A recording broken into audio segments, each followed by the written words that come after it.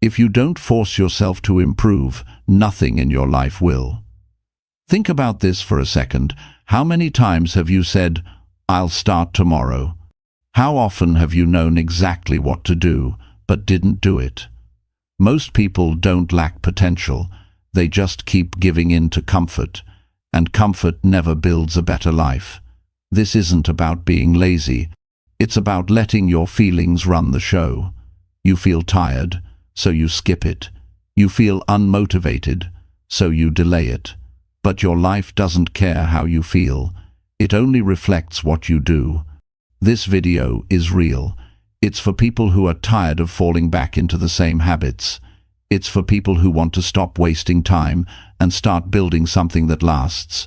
No more waiting, no more soft talk. If you're ready to push past your limits and take control of your progress, this is your starting point. Let's get into it. Chapter 1. Stand up and fix what you keep ignoring. You know what's tough? Facing something you've been avoiding for days, weeks, or maybe even years. That's hard. But do you know what's even harder? Living with the results of never doing it. Every day, you wake up, and there's something pulling at your mind, a task you haven't completed, a habit you haven't broken, a conversation you haven't had, a decision you've postponed. And the longer you delay it, the heavier it gets. That's the weight of neglect. That's the cost of ignoring what needs your attention. Improvement doesn't start when things are perfect. It starts when you stand up and deal with what's been slowing you down. That's the moment change begins. Most people are waiting for some ideal day to start over. They say they'll do it next week, or after the weekend, or when they feel more ready. But there is no perfect day. There is only today. And the truth is, if you're not willing to face it now, you likely won't face it later. So if something in your life feels off, if you know deep down there's an area you've been running from, don't look away anymore.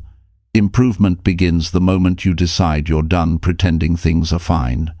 You don't need to be perfect to begin. You just need to be honest. Be honest about what you've been avoiding. Be honest about the ways you've let yourself slide. Be honest about the patterns that are stealing your time, energy, and potential. You see, it's not the big goals that break people, it's the small lies they keep telling themselves. It's the silent agreement they make with their weaker self every day. That inner voice that says, "You'll do it tomorrow." That voice is the enemy. That voice keeps you average. That voice protects your comfort, but destroys your progress. That voice sounds soft, but it leads you to a hard life. If you want to grow, you've got to get loud with your actions. You've got to break that quiet agreement with laziness. If your room is messy, clean it. If your finances are out of control, open your bank account and look at it. If your health is falling apart, go for a walk and eat a proper meal today. Not tomorrow, not next month, today. Because the moment you face it is the moment you take your power back. Every problem you ignore grows in the dark, but every problem you face gets smaller in the light of action. Most people don't fall because they're weak. They fall because they keep waiting to feel strong before they act. But that's not how it works. Action first, feeling later. Strength comes from doing hard things, not thinking about them. The person you want to become is already inside you, but that version of you is hidden behind all the things you're avoiding. Now listen, I've met people from all over the world, people with all kinds of talent, intelligence, and dreams. But you know what separates the ones who grow from the ones who stay stuck? It's not luck. It's not who their parents were. It's not how much money they had starting out. It's the decision to face what's hard without turning their back on it. They got up and fixed what they kept ignoring. You don't need a new course or a new app to do that. You need courage. You need discipline. You need to stop asking how you feel about it and start asking what needs to be done. Start small if you have to. Clean your workspace. Answer that email. Go to bed on time. Drink water. Apologize if you need to. Finish something you started but left hanging. Those little steps may not seem like much, but they stack up, and every one of them builds your confidence back, brick by brick. When you take action, even if it's small, your brain starts to believe again. Your self-respect starts to grow again. You stop feeling like life is happening to you, and you start feeling like you're directing it. That's power. That's ownership. That's improvement. And the truth is, no one's coming to rescue you. No one's going to wake you up early. No one's going to sit you down and fix your problems for you. You have to do it. You have to rise up and take that first step when no one's clapping for you. That's real growth. That's what separates the talkers from the doers. You know what needs your attention. You don't need more time, you need more responsibility. Growth isn't about doing more. It's about doing what matters. It's about picking the area of your life that's been ignored for too long and finally saying, enough, I'm going to deal with this. I'm going to stop escaping. I'm going to stop blaming. I'm going to stop hiding. Because once you deal with that one thing, your energy will shift. Your identity will start to change. You'll feel more capable. You'll start trusting yourself again. And that's when the magic starts happening, not in theory, but in real life. See, self-improvement isn't a lifestyle trend. It's a personal promise. It's not something you do only when you feel motivated. It's something you do because you respect yourself. And every day you ignore what matters, you're breaking that promise to yourself. But every time you take action, no matter how small, you're building it back stronger. There's no shortcut to growth.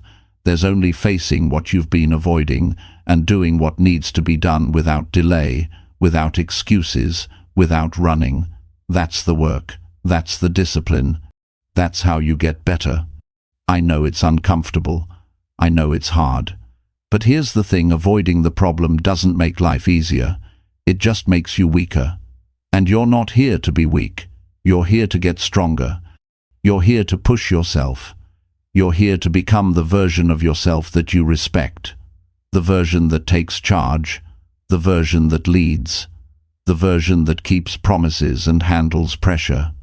So, if there's something in your life right now that you've been ignoring, face it today. Don't wait for some magic feeling to show up. You won't feel ready. You just have to be done waiting. Stand up. Fix what's broken. Handle what's messy. Do what's uncomfortable. Because the longer you delay, the further you drift from the person you want to be. And I promise you this, once you do it, once you face it, once you fix it, you'll breathe differently. You'll walk differently. You'll think more clearly. You'll trust yourself more.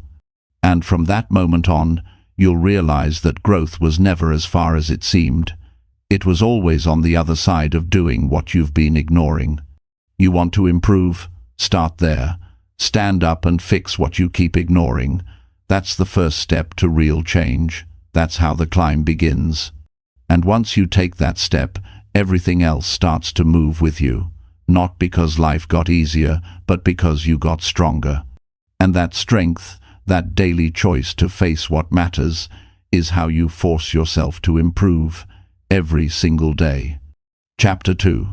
Clean your space before you clean your mind. Look around the space you live in. Look at your room, your desk, your kitchen, your car, even your digital life. Look at the clutter, the mess, the disorganization. That is not just stuff lying around. That's a reflection of your decisions, your mental state, and your personal discipline. The environment you allow around you shapes the way you think, the way you act, and how you feel about yourself. You can't build a strong, focused mind in the middle of chaos. If your outer world is out of order, your inner world will struggle to feel sharp, calm, or focused. And that's the truth. People say they want clarity, peace, motivation, energy. But it's hard to have those things when you're waking up in a room full of clothes on the floor, cups on the table, tasks undone, and random papers piled up. You can't expect your mind to be clear when your environment keeps reminding you of everything you haven't handled. That silent stress builds up. It becomes mental noise. And every day you ignore it, it chips away at your focus, your motivation, your power. Before you try to reset your mindset, start with what you can control right now. Clean your space. That's not just about being neat, it's about taking back control. Because when you clean your space, you clean your behavior. When you throw out what you don't need, you stop holding on to what no longer helps you. When you put things in order, your brain starts to believe that you're capable of order. It believes that you can fix things. It sees action, and action is the foundation of improvement. No one feels powerful in a mess.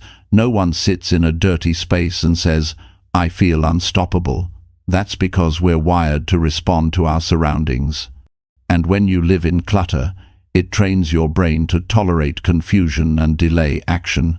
You stop seeing what needs to be done. You start accepting that the pile in the corner will stay there. And slowly, that acceptance becomes your standard. You stop reacting to it because you've trained yourself to ignore it. And that mindset leaks into everything else. You delay things. You accept low standards. You leave things half-finished. You start living in a cycle of tolerating what you know you should fix. So the first step to getting your life together is to take responsibility for what's around you.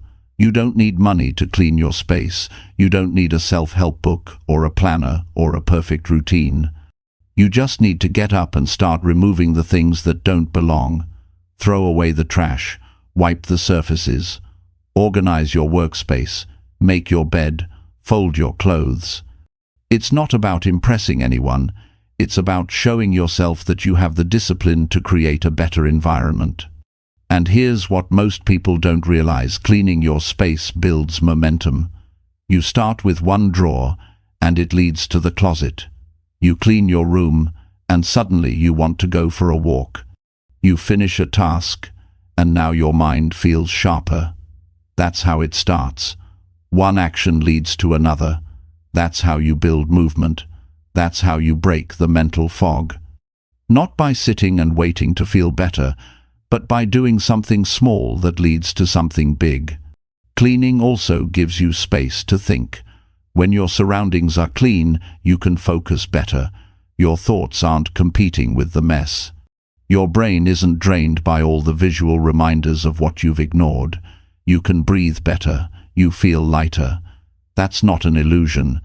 That's your mind finally getting a break from carrying the weight of the unfinished. And it's not just about physical space. Clean your phone, delete the apps you don't use, clear out the emails that don't matter, unfollow accounts that drain your energy. When your digital world is chaotic, it pulls your mind in 100 directions. You're trying to focus, but your phone is buzzing, your tabs are open, your photos are full of screenshots and junk. That's not harmless, it's a constant stream of noise. And noise makes it harder to think, harder to focus, harder to stay consistent. You want a better life? Start by cleaning the life you already have. Because the truth is, if you don't respect what you have, you won't respect what's coming next. A person who can't manage a messy room will struggle to manage a business, a team, a dream. Because the habits are the same. Either you fix what's broken, or you look away. Either you take ownership, or you avoid responsibility. It starts small, but it always shows up later in big ways. People talk about feeling stuck. They say they're unmotivated or depressed or overwhelmed. And yes, those are real and serious feelings. But many times, the first thing they need isn't a deep talk or a new idea. It's a reset, a return to order, a space that reflects their intention to move forward. Because when you clean your space, you give yourself permission to show up fully again. You stop living in yesterday's mess. You start living in today's possibilities. This is about identity. When you keep your space clean, you're telling yourself, "I care, I matter. My goals matter. My energy matters. That message gets repeated every day when you walk into a space you've taken care of. And that builds self-respect. Self-respect creates discipline. Discipline creates results. And results create change. On the flip side, if you keep ignoring your environment, your mind starts believing that you're not serious about change. It believes that you're okay with how things are. That belief becomes a story, and that story becomes your identity. The more you accept mess, the more you become someone who lives in it physically and mentally. It's not about being obsessive or perfect. It's about being intentional. You don't need to deep clean your whole life in one day. You just need to start. Pick a small corner. Handle one drawer. Fold what's been sitting for too long. Organize one folder on your computer. The goal isn't to impress others. The goal is to prove to yourself that you can handle responsibility, because that proof stacks up. It changes how you speak, how you walk, how you think. It sharpens your mind. People are looking for motivation, but motivation comes after you act, not before. You don't wait until you feel like cleaning. You clean, and then the feeling of control starts to rise again. You clean, and you begin to think clearer. You clean, and you get that little win that leads to the next one. If your space is clean, your priorities become clearer. You're not distracted by junk, not pulled away by disorder. You sit down to work and there's space to breathe. You go to sleep and your room feels calm. You wake up and you're not starting the day already behind. That peace matters. That sense of control matters. So don't underestimate it. This isn't about being tidy. It's about becoming someone who takes action, someone who values their space, their mind, their time. Someone who doesn't tolerate unnecessary stress, someone who handles what needs to be handled without needing applause or permission. You'll notice the difference. You'll feel it in your mood, in your energy, in the way you talk to people, because how you do the small things starts to shape how you do everything. And when you take the time to clean your space, you're training yourself to fix, organize, manage, and lead. That's improvement. That's personal growth. That's how you become stronger.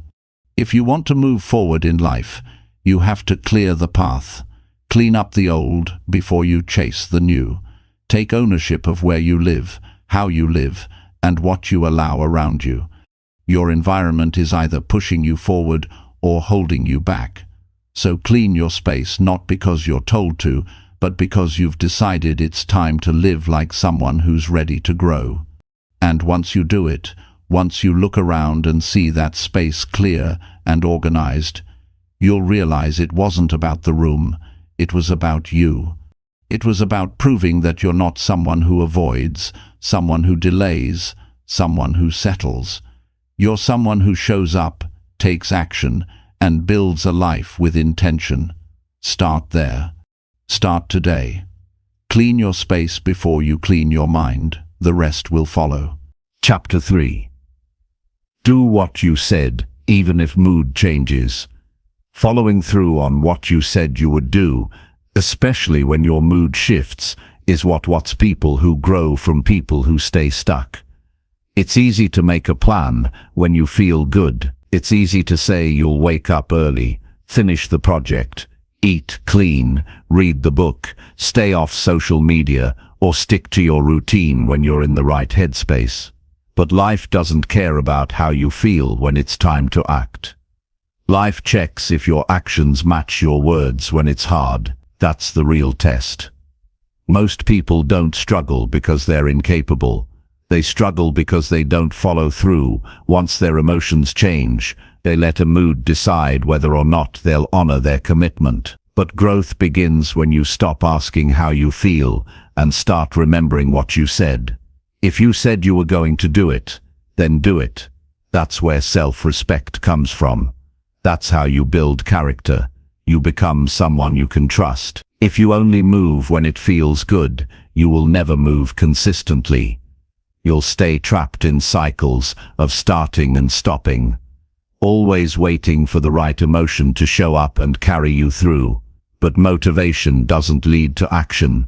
Action leads to motivation. You have to stop depending on how you feel and start depending on your decisions. What you decided during a clear moment should not be erased just because you're having a rough day.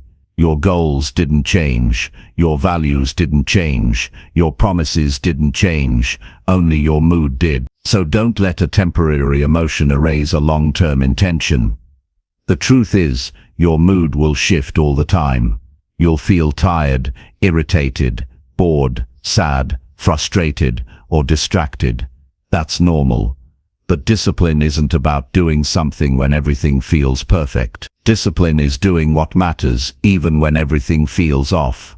If you only take action when the mood is right, you'll miss out on 90% of your potential, because most of your growth will require effort when your energy is low, not when it's high. People say they want confidence, but confidence comes from doing the hard thing, not talking about it. Every time you show up and keep your word, even when you don't feel like it, you build a deeper trust with yourself. You start believing in your ability to handle pressure. You begin to see yourself as someone who finishes what they start. That changes everything. And the truth is, no one sees all the moments you choose to show up. No one will know the exact days when your energy was low, but you still pushed forward. No one will clap for the private moments of discipline, but those are the moments that shape your life. That's where you separate from the crowd. That's where the shift begins. Not on the stage, but behind closed doors, when you decide to stick to your word, even when your emotions are against you. There will be days when you feel like doing nothing. You'll want to skip your workout. You'll want to scroll your phone instead of finishing your task. You'll tell yourself, just for today, I'll rest. Just today, I'll delay. But those little compromises are dangerous because they become habits. And those habits start defining your life. What starts as one skipped task turns into a pattern of avoiding hard things. And soon you find yourself stuck again. Not because you're lazy, but because you've trained your brain to depend on comfort before commitment. You have to train your mind to move regardless of emotion. That's how you win. That's how you separate feelings from choices. Because when you wake up and your mood is off, and you still do what needs to be done, that's strength. That's real personal growth. It's not about being perfect or robotic. It's about keeping your word. It's about honoring what you said when no one's watching. And here's what's real. No one is coming to make sure you do it. No one's checking in to make sure you followed through. It's on you. Your integrity is your responsibility. You said you would do it, so do it. And if you keep doing that every day, regardless of your mood, you'll be shocked at how fast your life changes. Because the people who improve fast aren't always the most talented. They're the ones who keep moving when their mood doesn't match the mission. You have to stop treating your feelings like instructions. Feelings are real, but they're not always helpful. Sometimes you'll feel tired and still need to work.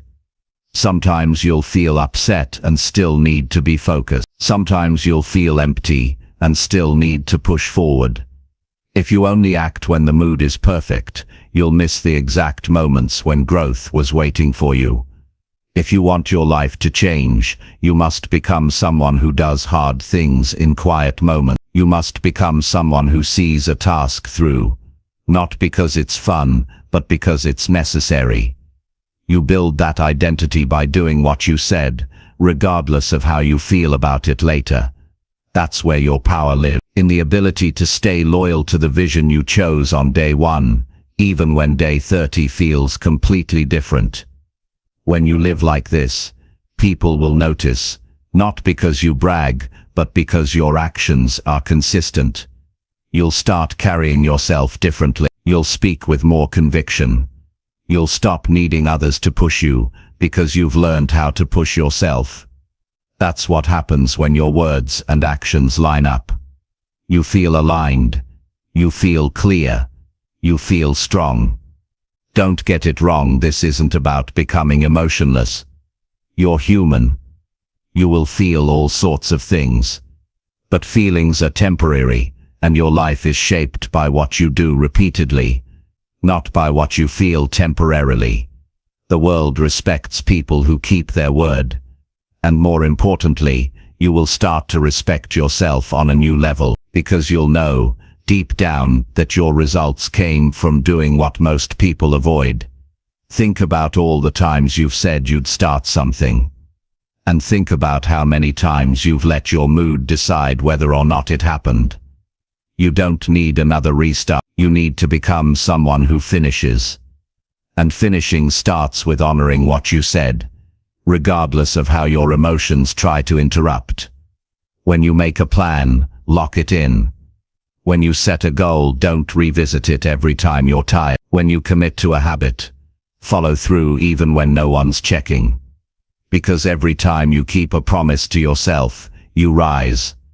Every time you finish something you started, you grow. Every time you act without relying on motivation, you level up your identity. You won't always feel ready. You won't always feel good. You won't always feel motivated. But you can always choose to follow through. That's your power. That's your edge. That's what creates real momentum. Start paying attention to the little things. If you said you'd read, read. If you said you'd go to the gym, if you said you'd stop procrastinating, then act now. These small moments of integrity shape everything. They teach your brain that your word means something. They show your nervous system that action is the default, not delay. And over time, that changes how you respond to every challenge. You'll still have emotions, but your emotions won't control your life anymore. You'll feel tired and still work. You'll feel nervous and still speak. You'll feel bored and still show up. That's growth. That's freedom. That's becoming the version of yourself who lives with intention, not reaction. So the next time your mood shifts, don't follow it. Remember what you said. Remember what matters. Remember why you started. And do the thing anyway, because the real you, the strong you, the focused you, that version of you lives on the other side of keeping your word even when your mood says stop. That's how you take control of your life. That's how you build unstoppable momentum. That's how you force yourself to improve. By doing what you said, every single time, especially when it's hard. Especially when the mood changes. Because that's the difference between those who wish for a better life and those who actually create one. Chapter 4. Talk to yourself like someone who wants better. The way you speak to yourself matters more than you think. Most people walk around all day with a voice inside their head that does more damage than any outside criticism ever could. It's quiet, it's constant, and it shapes how they feel, what they believe, and what they do. That voice either builds you or breaks you. And the truth is, for many people that voice has been tearing them down for years. Every time they make a mistake, that voice jumps in. Every time they fall short, that voice shows up. It reminds them of their failures, their past, their doubts, and their fears. It doesn't guide them forward. It keeps them stuck. You can't grow if you're always tearing yourself down. You can't push forward if the first thing you hear in your mind is you can't do this or you're not good enough. That becomes the barrier between who you are and who you could be. If you want better for your life, you have to start talking to yourself like someone who wants better. You can't treat yourself like an enemy and expect to succeed. That doesn't mean lying to yourself or pretending everything is perfect. It means being honest, but also being supportive. It means holding yourself accountable but doing it from a place of belief, not shame. Imagine you were mentoring someone who truly wanted to grow. Would you speak to them the way you speak to yourself? Would you criticize them for every flaw, remind them of every failure, and crush their confidence before they even start? Or would you encourage them, give them direction, and remind them of their potential? Now ask yourself, why don't you do the same for you? The words you say inside matter. They shape your attitude. They influence your energy. They guide your choices. If you keep telling yourself that you always mess up, that you'll never change, that it's too late, or that you're not good enough, you're building a mental environment that makes growth impossible. And you don't even realize you're doing it because it feels normal. But just because it's normal doesn't mean it's right. And just because it's familiar doesn't mean it's helpful. Start becoming aware of how you talk to yourself when things go wrong. Pay attention to your inner language when you feel behind, when you make a mistake, when you fall off track. Are you being the kind of person you'd trust for support? Or are you making it harder for yourself to keep going? Growth doesn't come from beating yourself up. It comes from understanding your behavior and giving yourself direction. It comes from seeing where you went wrong and giving yourself a plan to move forward, not punishment, but purpose. You need that voice inside to become a coach, not a critic. You need to stop feeding yourself negativity and start feeding yourself belief. You don't have to fake confidence. You just have to stop programming your mind with doubt. You do that by changing your self-talk, by interrupting those automatic phrases that keep playing in your mind. When you hear yourself say, "I always quit," replace it with, "I'm learning how to stay consistent." When you hear, "I'll never change," replace it with, "I'm building new habits every day." These aren't empty words, they're commands to your brain. They're mental shifts. They redirect your attention. They open a different path.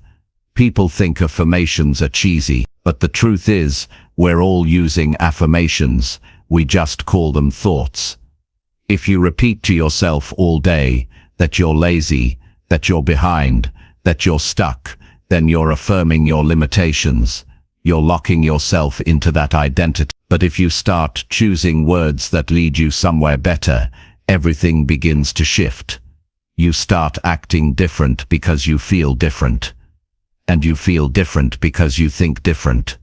It's not magic, it's psychology, it's habit, it's repetition. You can train your mind just like you train your body. But you have to start small and be consistent.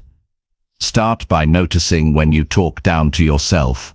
Catch it in the moment. Don't let it slide. Call it out. Replace it. Speak words that challenge you, but also support you. You don't need to be soft. You need to be real. Talk to yourself with truth, but also with direction. Stop saying "I can't" and start saying "I will figure this out." Stop saying "this is who I am" and start saying "this is who I'm becoming." The most powerful person in your life is you, not your parents, not your boss, not your friends. You. Because no matter what anyone says, your mind listens to you the most. So give it something strong to listen to. Stop waiting for someone to motivate you. Stop hoping someone will come along and fix your mindset. That's your job. That's your responsibility. That's how you take control of your life. This isn't about being overly positive or pretending to be happy all the time. It's about being intentional with your words, because the words you speak internally form the beliefs that drive your behavior. And if your beliefs are broken, your actions will never be consistent. Fix the way you speak to yourself, and you'll fix the way you show up in life. Start today. Don't wait for some special moment. Begin with the next thought that enters your mind. If it's negative, challenge it. If it's limiting, replace it. You have that power. You're not a slave to your thoughts. You're the one creating them. And that means you can choose better ones. Your brain believes what you tell it repeatedly. If you tell it you're stuck, it finds proof. If you tell it you're improving, It looks for ways to grow. It doesn't care what's true. It cares what's repeated. So start repeating what you want to become. Start telling yourself things that pull you forward, not push you down. You won't get it perfect. You'll have bad days. You'll still doubt yourself sometimes. But the more you practice, the stronger that voice becomes. Over time, that new voice becomes your default. And when that happens, everything changes. You start to trust yourself more. You take more risks. You stop needing validation. You stop fearing failure. Because now when things go wrong, your mind doesn't say you're a failure. It says, this is a lesson. It doesn't say you can't handle this. It says, you've been through worse. That's the voice you need. That's the voice that creates progress. So if you want better, start sounding like someone who wants better. Cut out the self-hate. Remove the sarcasm. Stop calling yourself names. That's not toughness. That's self-destruction. Be firm, but fair. Be honest, but hopeful. Talk to yourself like someone who believes you can grow. Because you can. But only if you give yourself permission to try again. Only if you stop tearing yourself down every time you slip. Only if you build a mindset that allows you to get up, instead of staying stuck. You don't have to wait for a new year or a new month to change how you talk to yourself. You can begin right now. You can decide that your inner voice is going to become your biggest support system. That it's going to guide you, not block you. That it's going to challenge you but never belittle you. Improvement doesn't just come from changing what you do. It comes from changing how you speak, how you think, how you respond to yourself when things get hard. It comes from building an inner dialogue that pushes you forward instead of pulling you down. That's what real strength looks like. Not pretending to be fun, but choosing to speak to yourself like someone who wants more out of life, and is willing to build it one thought, one word, one belief at a time. Chapter 5. Stop scrolling and do one useful thing now. Look at your phone. How many hours have disappeared into it today? Be honest. Not just the time spent on actual tasks, but the time you wasted swiping, scrolling, watching, tapping, refreshing. You're not alone. Millions of people around the world are losing their days, one scroll at a time. They're not lazy, they're not broken, but they are distracted. And distraction is stealing their potential quietly, slowly, and with their permission. You think you're just killing a few minutes, you think it's harmless. But those few minutes add up. 10 minutes in the morning, 20 during lunch, 40 before bed. Suddenly it's 3 hours, and what do you have to show for it? Nothing that moves your life forward. Nothing that makes you stronger. Nothing that gives you clarity. Just more noise, more content, more other people's opinions, more things you didn't need to see and didn't benefit from knowing. Every time you scroll without purpose, you're trading your attention for nothing. Your brain gets a little hit of stimulation, but your life doesn't get better. You don't get closer to your goals. You don't solve your problems. You don't build anything that matters. You just pass time, and time is not something you get back. Time is not refillable. Once it's gone, it's gone. You can't earn it again. You can't download it. You can't get a refund. That's why wasting it is one of the most dangerous habits you can build. And what makes it worse is that it feels so normal.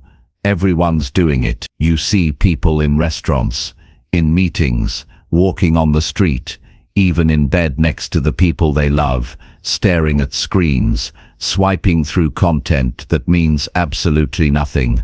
No purpose, no gain, just passive consumption. And what happens when you live like that long enough? You start to lose the ability to focus. You lose the energy to do deep work. You lose the hunger to take action.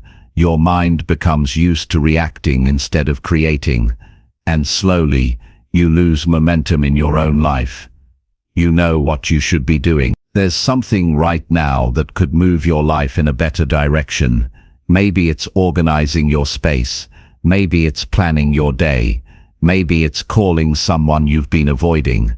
Maybe it's working on that idea you keep thinking about but never starting. You know what it is, but instead of doing it, you reach for your phone. You scroll. You delay. You distract yourself from responsibility. And then you wonder why nothing's changing. The truth is, you don't need more motivation. You don't need another video or another quote. You need to stop scrolling and do one useful thing now, not later. Now. That one thing can be small, but it must be useful. It must matter. It must make you better. Because action creates progress, and progress creates energy. And energy pulls you forward. Scrolling doesn't do that. It just pauses your life while you watch others live theirs. People say they feel tired all the time, but they're not physically tired. They're mentally drained. Not because they worked too hard, but because they didn't work at all. They spent hours looking at everything except their own path. They filled their minds with so much random input that they had no room left to think clearly. That mental clutter builds up. It makes you feel stuck. But you're not stuck.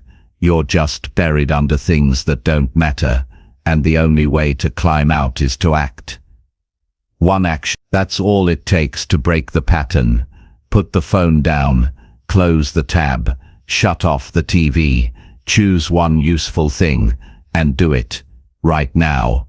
Not tomorrow. Not when you feel ready. Not after one more post. Now. Because the longer you wait, the heavier it gets, the harder it becomes to move. But if you act immediately, even with something small, you create a shift. That shift is powerful.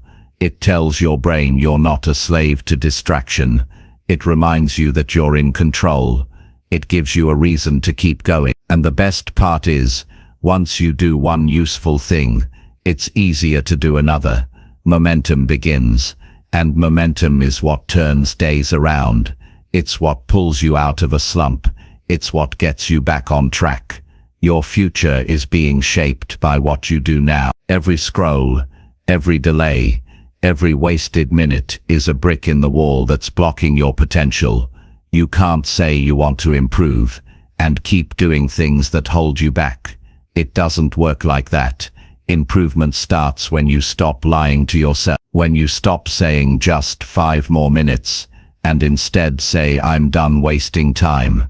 This isn't about quitting technology or never using social media again. It's about control. It's about self-respect. It's about deciding that your time is valuable and you're not going to give it away for free to things that don't help you grow. You need to treat your attention like it's your most valuable resource, because it is. Whatever grabs it is shaping you. So be intentional, be protective, be ruthless about what you allow to pull your focus. If you're tired of feeling behind, if you're sick of wasting days, if you know deep down you could be doing more, then start now. Don't make it complicated. Don't overthink it. Just stop scrolling and do one useful thing. Wash the dishes, plan your schedule, take a walk, read one page, write down your goals, respond to that message, clear your inbox. One thing, that's it.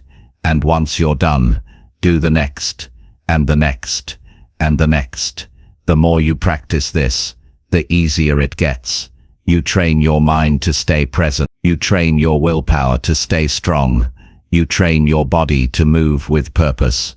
And that training carries over into every area of life. You become more disciplined at work. You become more focused in conversations. You become more intentional with your time. And people notice. You start standing out, not because you're louder, but because you're clear. You're not scattered. You're not distracted. You're grounded in action. You want to build a better life. Then stop using your free time to avoid. Stop drowning your energy in entertainment that doesn't move you forward. Start choosing action over distraction. Start living on purpose, not just by habit. Because once you build that habit, it becomes your edge. While others waste hours, you build skill. While others chase trends, you chase growth. While others get lost in noise, you stay locked into what matters. And remember this, no one is going to do this for you. No one is coming to save your time. No one is going to pull the phone out of your hand. It's on you. The responsibility is yours, and that's a good thing. Because if it's your responsibility, then it's also your power.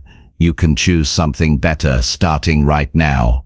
You can decide that today is not going to be another day lost to mindless scrolling. You can make it count. All it takes is one useful thing, one action, one shift. And that shift can lead to a better habit, a better day, and a better future. So choose wisely, choose intentionally, choose now, because your life is waiting not for more scrolling, but for more doing, not for more content, but for more creation, not for more distraction, but for more direction. Put the phone down. Focus on one thing that makes you better. That's how you improve. That's how you take control. And that's how you... Chapter 6. Eat right when your body wants to quit. There comes a moment in everyone's day, sometimes more than once, where the body feels heavy, the energy dips, and the mind starts looking for an escape. That's the moment most people reach for something quick, something salty, something sweet, something that brings instant comfort. It might be a sugary drink, fast food, junk from a packet, or something greasy that tastes good in the moment, but always leaves you feeling worse. That's the trap. When your body wants to quit, it doesn't need more junk. It needs fuel. It needs something real. But your emotions try to convince you otherwise. Your body isn't just asking for food, it's asking for support. It's tired, and the easiest thing to do is give in to a craving. But the craving isn't the cure. It's a short-term fix with a long-term cost. The truth is, the more often you give in when you're tired, the more you train your body to expect comfort when what it really needs is care. And this is where the real battle begins. Not just with hunger, but with discipline. Discipline to choose what helps you recover instead of what helps you escape. When you eat better in those moments, you're not just feeding your body, you're sending a message to your brain. You're saying, I respect myself too much to destroy my progress. You're saying, I don't need a reward right now, I need to stay in control. And that message builds momentum. It strengthens the part of you that keeps promises. It makes you more resilient. Because every choice you make when you're tired tells the truth about how serious you are about improving your life. People don't usually break down because they're weak. They break down because they stop paying attention. They move from one meal to the next without intention. They live on autopilot, and autopilot always leads to regret. You don't think about how that fast food meal will make you feel 3 hours later. You only think about how easy it is to get. But the goal is not to choose what's easy. The goal is to choose what supports your future, especially when you're low on energy and motivation. Your energy is built on patterns. Eat trash consistently, and you feel like trash consistently. Your sleep suffers, your focus disappears, your mood drops, your body aches, and most people don't even realize food is part of the problem. They think they're tired because of stress, or work, or life, but much of that heaviness is coming from what they're feeding themselves. The body can't perform well when it's always in recovery mode from bad fuel. It can't stay sharp when it's fighting against what you keep putting inside it. You don't need to follow a perfect diet to feel better. You don't need to turn into a nutrition expert overnight. But you do need to wake up to the fact that what you eat is either helping you or hurting you. And when you're in the middle of a slump, when everything feels off, the worst thing you can do is reach for something that makes the slump even worse. That's the exact moment you need to step up and feed yourself with purpose. Eating right when your body wants to quit isn't just about food, it's about mindset. It's about treating yourself like someone who matters, someone who deserves good energy, someone who needs to stay sharp, someone who has things to build, goals to chase, and a future worth protecting. You don't feed a machine garbage and expect it to run well. Why would you treat yourself with less care than that? One of the biggest lies people tell themselves is that they'll start eating better when life calms down. But life doesn't calm down, and discipline doesn't grow in ideal conditions. It grows in pressure, in fatigue. In real life, you don't learn how to eat right when you feel good. You learn when you feel drained and still choose to eat clean. You learn when you pass by the junk food and grab something nutritious because your future matters more than your craving. This isn't about being extreme, it's about being consistent. One meal can shift your mood. One meal can change your energy. One meal can remind you that you're in control. It's easy to throw away an entire day just because you slipped once. But that's a mindset problem, not a food problem. You don't fix a mistake by repeating it, you fix it by choosing better next time. And that next time might be the very next meal. You have to train yourself to see food as fuel, not therapy. You're not fixing your stress with sugar, you're numbing it. And when the sugar crash hits, the stress is still there, only now you feel worse, and now you've built the habit of escaping instead of solving. But when you choose a better option, something simple and clean, something that gives your body the nutrients it actually needs, you start taking your power back. You start showing up differently. Improving your life doesn't happen in big dramatic moments. It happens in the small, quiet choices you make every day. Like what you eat when no one is watching. Like what you reach for when you're running on low. Like how you handle your nutrition when you feel like giving up. Those choices stack. They create a foundation. And over time, they shape how you think, how you move, and how you live. There are going to be days when your energy crashes. That's not failure. That's human. But what you do in those moments decides what happens next. Do you feed the crash with more poison? Or do you feed it with fuel that brings you back stronger? That decision is always yours. And the more often you make the right one, the easier it becomes. Don't let your feelings decide your food. Let your goals do that. Let your priorities lead. Let your commitment to growth be the voice that guides you in the kitchen, at the store, at the drive-thru. Even if you're busy, even if you're tired, there's always a better choice, and the better choice doesn't have to be perfect. It just has to be intentional. It just has to support your energy, not sabotage it. And here's what's real. Eating right doesn't just help your body, it sharpens your mind. It clears your focus. It lifts your mood. It gives you stamina. It makes you think better, react faster, and feel more confident. Because when your body is fueled right, your entire system works better. That's what most people never experience, how good they could actually feel if they stopped feeding themselves like they didn't care. You have to care. You have to take it seriously. You have to look at food as a tool. You wouldn't pour soda into a car engine and expect it to run. Stop doing that to yourself. Respect your system. Respect your future. Respect your energy. Because your work, your relationships, your progress, they all depend on how you feel.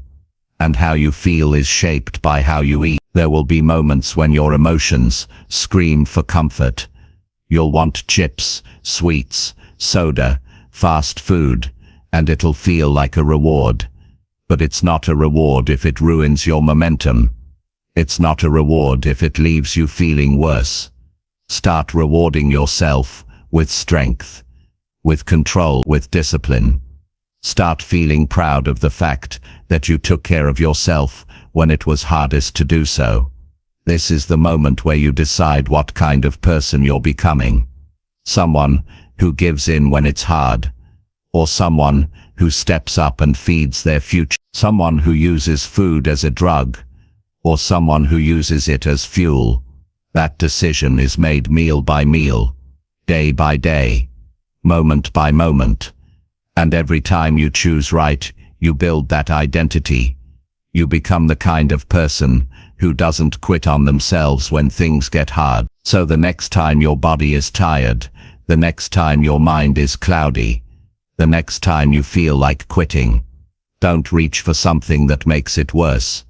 Reach for something that makes you stronger. Eat like your goals depend on it, because they do. Eat like your energy matters, because it does. Eat like you're going somewhere important, because you are. That's how you improve, not just in what you do, but in how you treat yourself when your energy runs low. Eat right when your body wants to quit. That's discipline. That's growth. That's real self-respect. And that's what builds a life you're proud to live. Chapter 7. Move your body even if energy feels low. There will be days when your body feels like it's running on empty. The weight of stress, poor sleep, bad habits, and endless thoughts will press down on you, making it harder to move. You'll sit in silence, convincing yourself that you're just tired, that you deserve rest, that maybe tomorrow will feel better. But deep down, you know this. Movement is not just something you do when energy is high, it's something you do to bring your energy back. When your body wants to shut down, that's often the exact moment it needs motion the most. You don't have to be full of energy to start, you just need to begin with whatever strength you have. Stand up, stretch, take a few steps, let your blood start flowing again. Most people wait for motivation to move, but the truth is, motion creates motivation. You don't move because you're ready, you move to become ready. The body responds to activity, it wakes up when you show it that you're still in charge. Energy doesn't come from sitting still all day. It doesn't come from laying on the couch, hoping you'll suddenly feel inspired. It comes from breaking the inertia. That initial push feels hard, it feels heavy. But the moment you take the first step, physically or mentally, you interrupt the spiral. That interruption is power. That's momentum starting to build, even if it's small. Most people don't need a 2-hour workout, they don't need a perfect gym session, they just need to move. They need to remind their body that it was built to be used. Your body is not meant to stay still for hours while your mind races. That's a recipe for anxiety, fatigue, and frustration.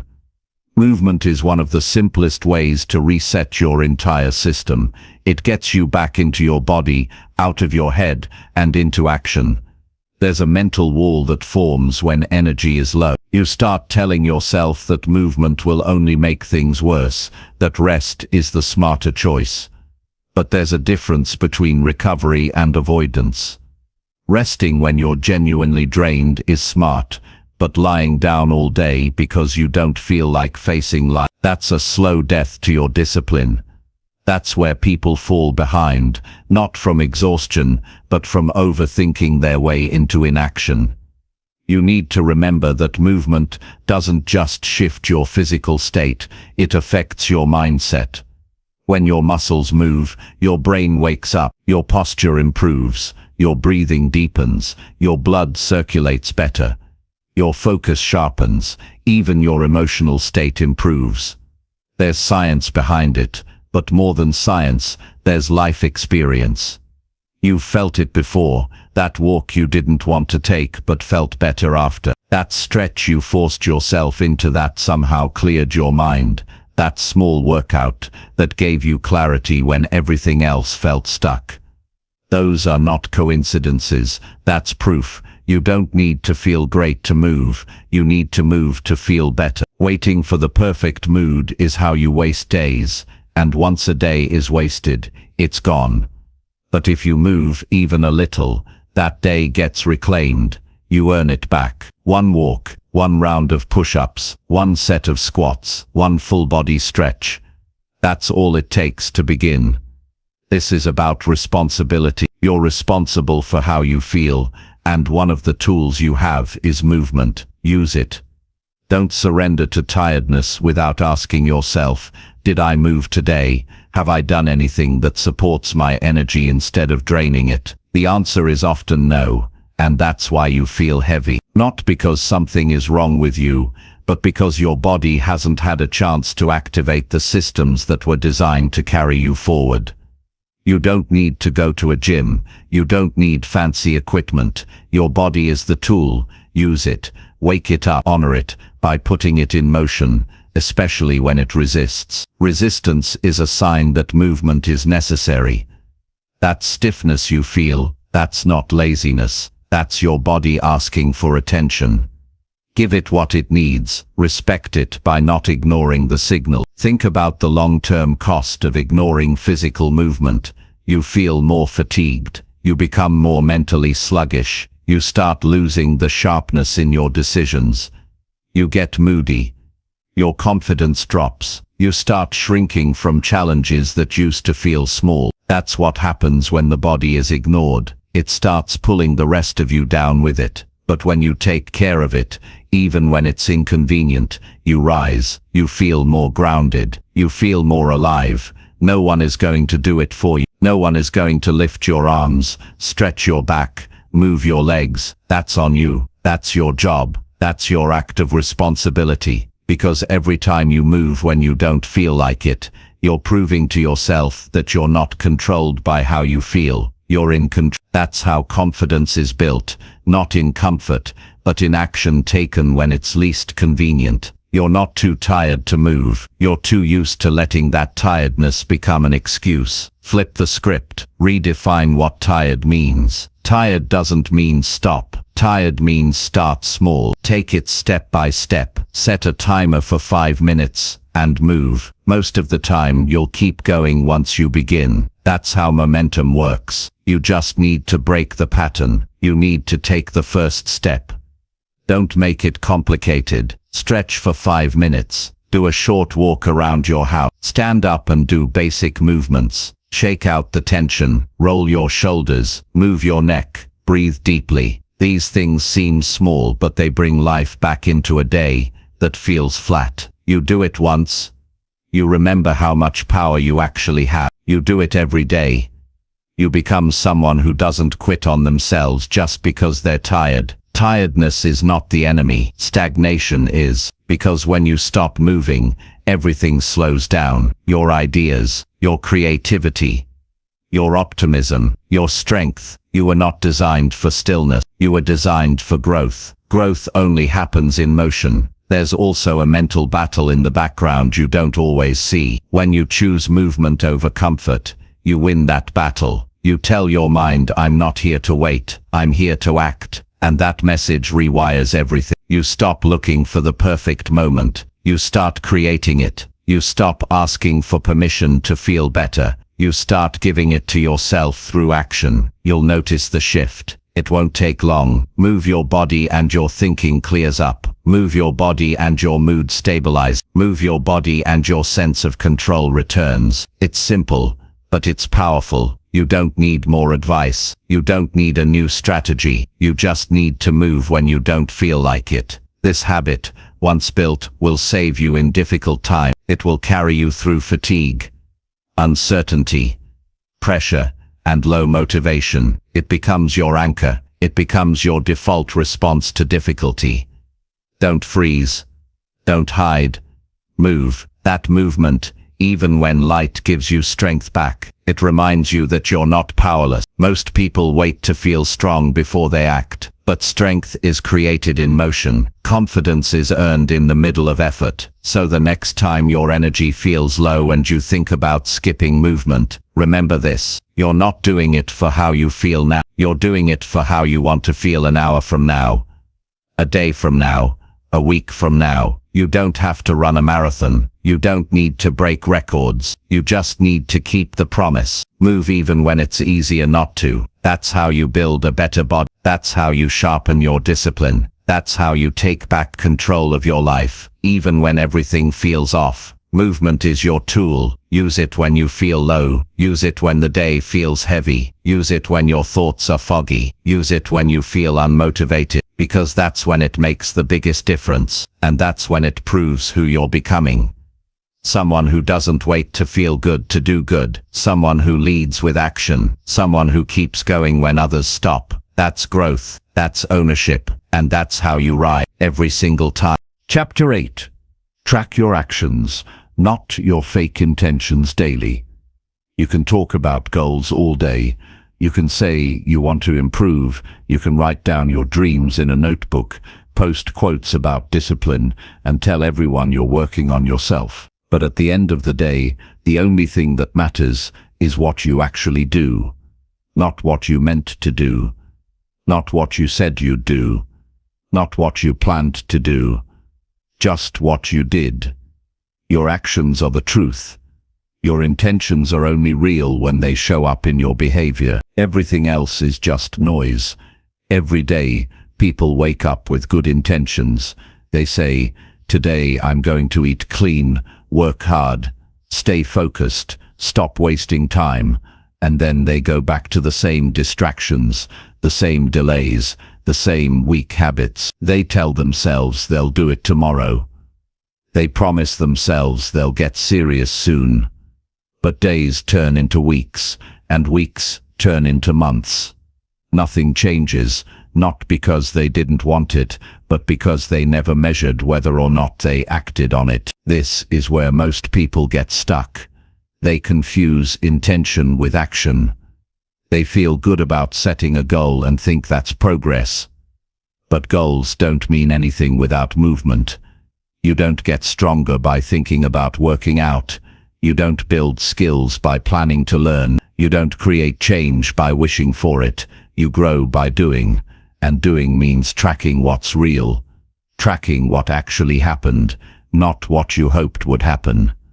If you're serious about improving, you need to keep a record of your actions. Not your thoughts. Not your feelings. Your actions. What did you do today that made you better? What did you avoid? What did you finish? What did you ignore? Those answers will tell you everything about your growth. Your journal should not be filled with inspirational words. It should be filled with evidence. Evidence that you showed up. Evidence that you followed through. Evidence that you moved forward. Or evidence that you didn't. This is not about guilt. It's about clarity. When you track your actions, you remove the guesswork. You stop lying to yourself. You stop overestimating your progress. You stop hiding behind the illusion of effort. It becomes simple. Either you did it or you didn't. And that kind of honesty is hard. But it's necessary, because until you face the truth of your behavior, you'll stay stuck in the story of your intentions. People love to say, "I'm trying," but trying isn't the same as doing. Trying is vague. Trying is soft. Doing is clear. Doing is measurable. Either you made the call or you didn't. Either you showed up or you didn't. Either you stuck to the plan or you didn't. No more maybes. No more one-day promises. If you didn't take action, then the day was wasted. And that's not to make you feel bad. That's to wake you up. There's something powerful about writing things down. At the end of each day, look at your list. Ask yourself, did I take real steps toward the life I say I want? And if the answer is no, don't make excuses. Don't explain it away. Just admit it. And then fix it tomorrow. That's how you get better. Not by faking progress, but by facing what's real. Intentions don't build discipline, habits do. And habits are built through repeated actions, not repeated thoughts.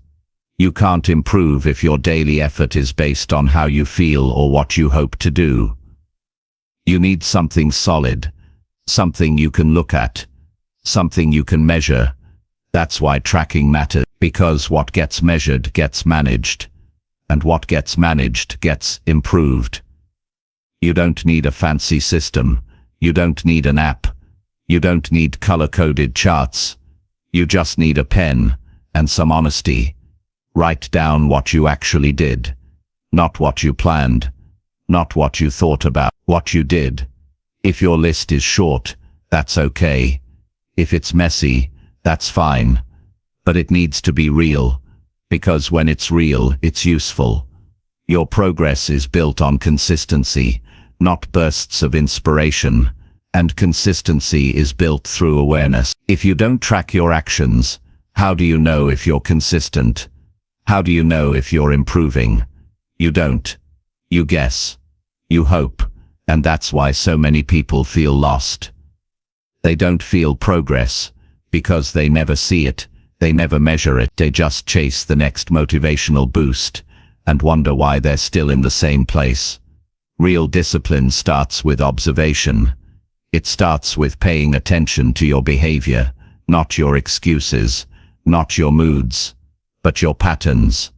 Patterns tell the truth, and you can't change a pattern you don't see. That's why you write it down. That's why you track.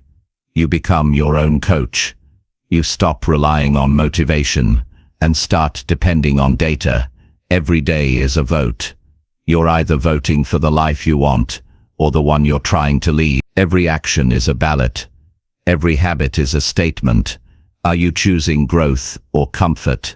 Are you acting on purpose or running on autopilot? Your answers live in your actions, not your words. Start treating your day like it matters, because it does. Start looking at time like it's valuable, because it is. You don't have forever.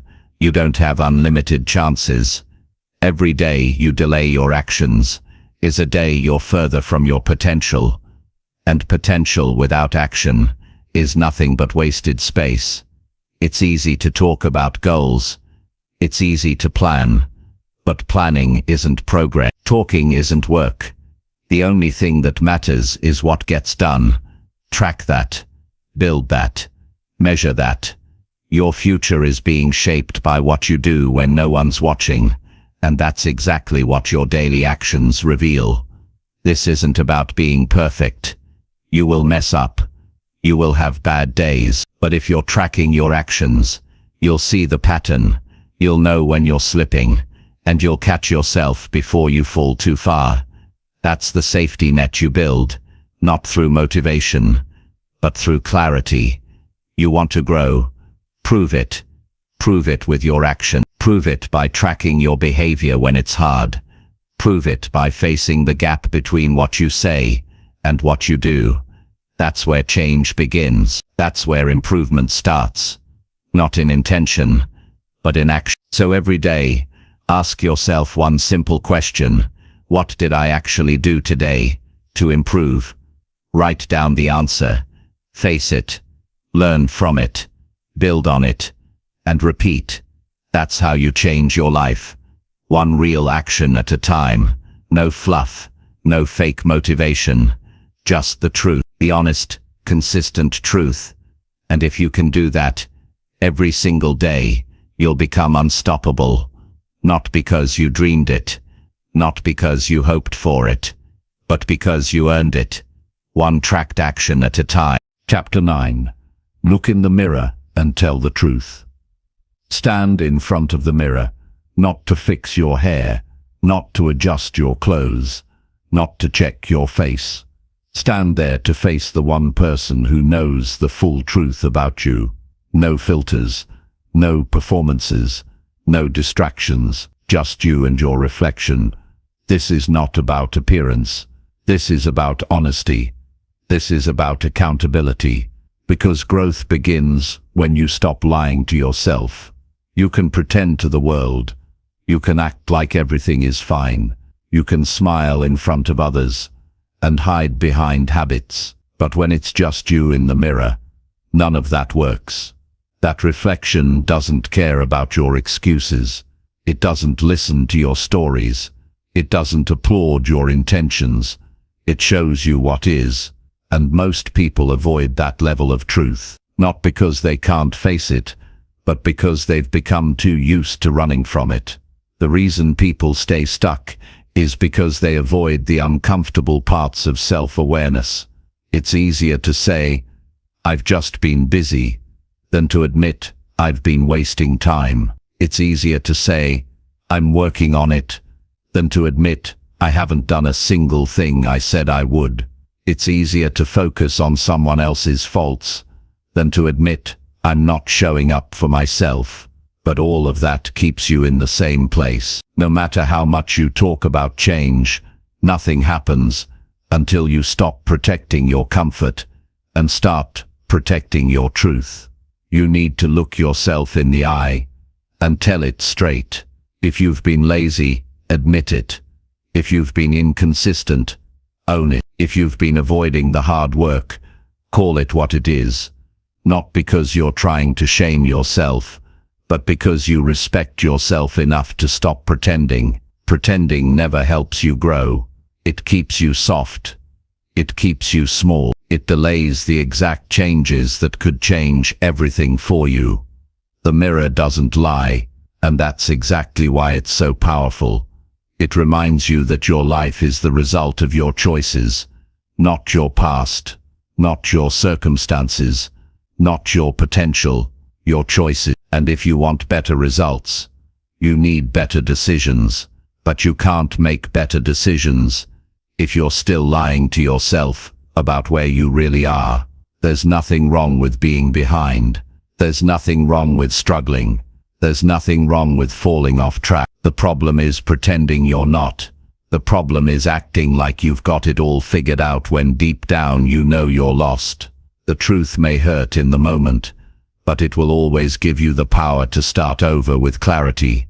Lies may feel good for a second, but they leave you trapped. You need to build the habit of facing yourself daily, not once in a while, not when things fall apart. Every day, ask yourself the real questions. Did I do what I said I would? Did I act on my priorities or my distractions? Did I grow today, or did I just go through the motions? These answers can't be sugar-coated. They need to be honest, even if they sting, because it's the sting that wakes you up. It's the sting that breaks the pattern. It's the sting that says enough is enough. That's the moment real change becomes possible. Not when you're inspired, but when you're honest. And you can only get that honesty from yourself, not from a book, not from a podcast, not from advice. From facing yourself and saying, "This is where I really am, and this is where I need to go." You don't grow by looking away. You grow by looking directly at what's holding you back. And most of the time, it's not something out there. It's a decision you keep avoiding. It's a habit you keep justifying. It's a standard you keep lowering. But once you name it, once you say it out loud, it loses its grip on you. The weight of denial disappears, and now you're left with the raw material for progress. There's no need to be cruel to yourself, but you do need to be clear. Being kind doesn't mean making excuses. It means telling yourself the truth, so you can move forward. It means respecting yourself enough to stop hiding. It means holding yourself to the standard you say you want. And that means checking in with the one person who knows the real answers, yourself. Your goals don't need better intentions. They need better alignment. Your actions need to match your values. Your time needs to match your priorities. Your effort needs to match your dream. And the only way to check that alignment is to look yourself in the mirror and ask, am I living in a way that honors what I say I want? If the answer is no, then you have work to do, and that's okay. The work is what transforms you. Every time you choose truth over comfort, you strengthen your foundation. You build resilience. You build mental clarity. You stop relying on motivation and start relying on discipline. You stop drifting and start directing. But none of that happens without a daily moment of truth. That moment when you hold yourself accountable, not for punishment, but for progress. This habit, this simple raw honesty, builds character. It sharpens your decision-making. It makes you quicker to correct your behavior. It keeps you aware of your own patterns, and that awareness gives you control. It gives you the ability to pivot. It gives you the mindset to improve. Not someday, but now. Don't run from that reflection. Don't avoid it, because it's uncomfortable. Use it. Let it remind you of your standards. Let it reflect the areas you've improved. Let it highlight the gaps you need to close. That mirror isn't your enemy. It's your checkpoint. It's your compass. And the more often you use it with honesty, the more progress you make. There will be days when you don't like what you see. That's part of growth. You're not always going to be proud. You're not always going to be on point. But if you're honest about it, you're still on the right path. Because truth leads to course correction, and correction leads to better results. One of the most dangerous habits in personal growth is pretending you're improving when you're not. That illusion gives you just enough satisfaction to stop trying. But your future doesn't need illusions. It needs action, and action starts with truth. So stand there, look yourself in the eye, seek the truth, not to break yourself, but to build yourself, not to shame yourself, but to sharpen yourself, not to stay stuck, but to move forward. Say what needs to be said, admit what needs to be fixed, recognize what needs to change, and then go do it. Because once you've told yourself the truth, there's no room left for lies, only room for movement, only room for work, only room for progress. And that's how you grow, not by hoping, not by pretending, but by being brutally honest, consistently, even when it's hard, especially when it's hard, because that honesty, practiced daily, becomes your edge, it becomes your fuel, and it becomes the foundation for everything you're trying to build. That's where strength starts, right there in the mirror. Face it, tell the truth, and use it to rise. Chapter 10. Stop negotiating with your weakness every single day. There's a moment that shows up in every day, sometimes right when you wake up, sometimes when it's time to start, sometimes when no one's watching. In that moment, there's a voice inside that tries to cut deals with you. It whispers things like, just skip it today, or you've done enough, or you can always start fresh tomorrow. That voice isn't your friend. That voice is weakness, trying to convince you that comfort is more important than commitment. And every time you listen, you train yourself to step back instead of stepping up. Weakness doesn't knock on the door and announce itself. It shows up disguised as logic, as a soft excuse, as a temporary delay. But it's not temporary. The more you entertain it, the more it becomes your default. The more you negotiate with it, the more you believe that it's okay to fall short. That becomes your habit. That becomes your identity. And soon, you don't even notice it anymore. You think you're tired. You think you're overwhelmed. But what's really happening is you've gotten used to letting weakness make your choices for you. You have to cut that off. You have to get to a place where the decision is already made, where there is no debate. You said you'd do it, so you do it. You said you'd finish, so you finish. You don't ask yourself if you feel like it. You don't weigh the pros and cons. You don't pause to consider an easier option. You act. You move. You execute. Not because it's easy, but because that's the only way to build strength. Discipline doesn't grow by chance. It grows by repetition. Every time you say no to weakness, you say yes to your potential. And that yes adds up. It builds trust. It sharpens your thinking. It makes your standards real. But if you keep opening the door to doubt, to hesitation, to softness, then you're building the opposite. You're reinforcing inconsistency. You're feeding the part of you that doesn't want to grow. Weakness will always give you reasons. It's too early. It's too late. You're too tired. You had a long day. You deserve a break. It's just one time. And it sounds reasonable, but every time you accept those reasons, you give up a piece of your edge. And in time, you stop expecting anything from yourself.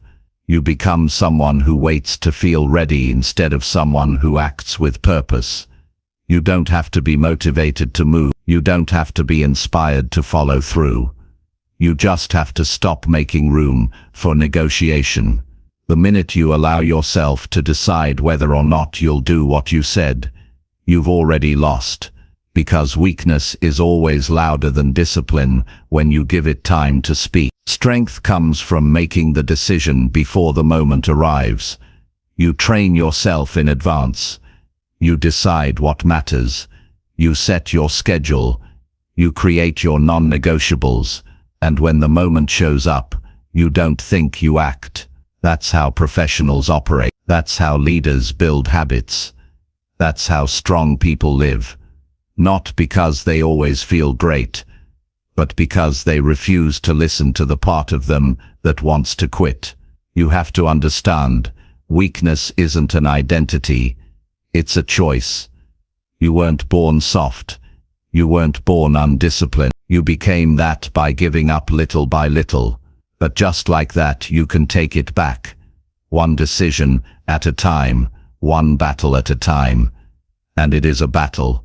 Every day, between who you were and who you're becoming, between what's easy and what's necessary, between comfort and growth. You don't win that battle by hoping for better thoughts. You win it by acting faster than your excuses, by creating routines that lock you into progress, by not leaving the door open for weakness to walk in. And that starts with honesty. Where are you negotiating with yourself? Where are you telling yourself partial truths? Where are you allowing delay to disguise itself as planning? Once you spot it, cut it. No more back and forth. No more letting emotions guide decisions. Emotions change. Standards don't. If you only act when everything feels good, you'll never see what you're capable of. Your best work comes when you act in spite of how you feel. That's where growth lives. In the uncomfortable, in the effort, in the moments when no one's watching, and the only person who can hold you accountable is you. Think about how much time you've lost talking yourself out of action. How many goals you've pushed back. How many plans you started and didn't finish. Not because you weren't able, but because you kept negotiating with your weakness. Every skipped task, every delayed start, every lazy excuse. It all adds up, but so does the opposite. Every disciplined step, every time you push through, every action taken without giving in to softness, that adds up too. And that's what turns average into exceptional. There's a part of you that knows what needs to be done. It doesn't need more motivation. It needs more commitment. It needs fewer escape routes. It needs you to take the option to quit off the table completely. That's how you become someone different. Not by dreaming, not by hoping, but by removing the choice to back down. That's real strength. Not loud, not flashy, just solid, quiet, consistent. And when you stop negotiating with your weakness, you feel it. You walk taller. You speak with more certainty. You carry yourself differently. Because now you trust yourself. You know you won't fold when it's hard. You know you don't need ideal conditions to show up. You know your word means something. That's not just discipline. That's power. That's how confidence is built. Through action repeated, without excuse. You don't have to fix everything in one day. But you have to stop giving yourself reasons to stay the same. That means getting uncomfortable. That means choosing what pushes you forward over what feels good right now.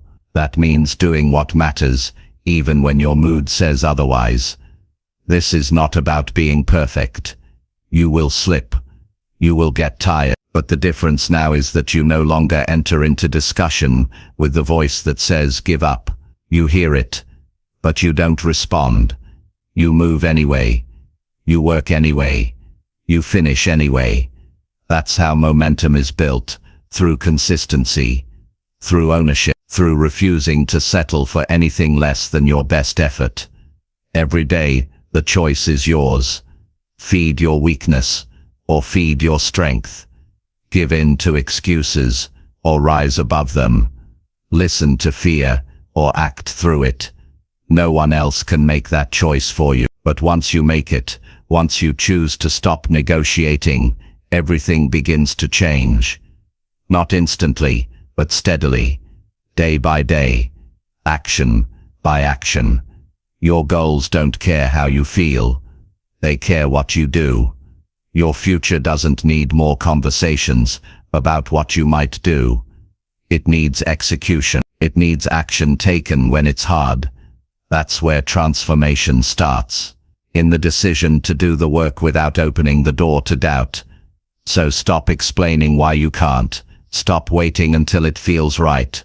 Stop looking for another reason to delay. Decide who you want to be, and act like it. No debate. No negotiation. Just action. Over and over. Until discipline becomes normal. Until the voice of weakness gets quieter. Until progress becomes your new standard. And when that becomes your way of living, you won't need motivation anymore. You'll be powered by consistency. You'll be led by your own example. And you'll become the kind of person who doesn't back down. Not because life is easy, but because you made a choice long ago to stop negotiating with anything that weakens you. That's how you grow. That's how you improve. That's how you win every single day.